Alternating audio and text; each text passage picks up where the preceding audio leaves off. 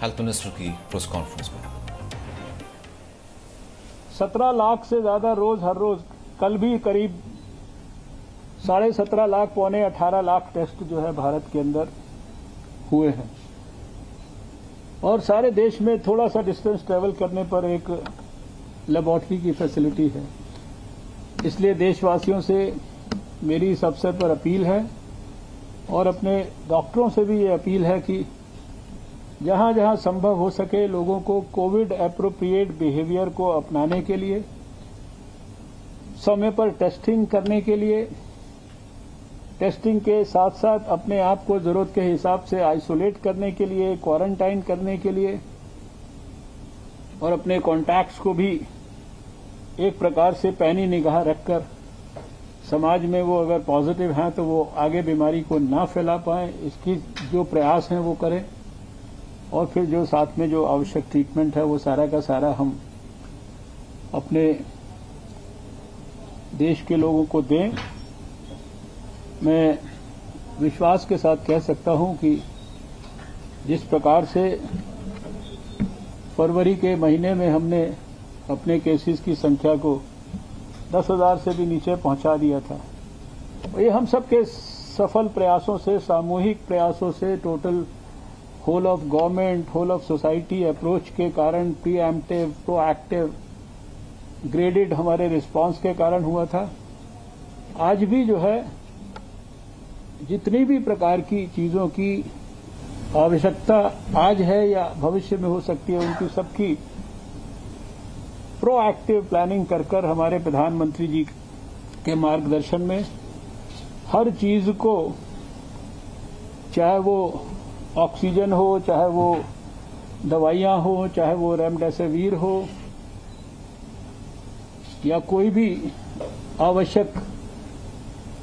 कोई oxygen concentrators हैं, ventilators हैं, जितनी भी चीजें हैं, उन सबको देश में, विदेश में और सारे देश में सब प्रकार के साधनों का प्रयोग करके सब जगह पर सुलभ ढंग से उपलब्ध कराने के लिए,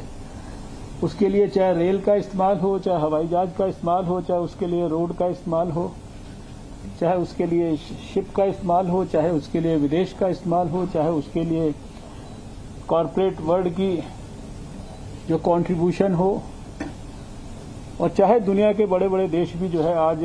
हमने सबने देखा कि प्रधानमंत्री नरेंद्र मोदी जी के मदद के लिए जो है सामने खड़े हैं।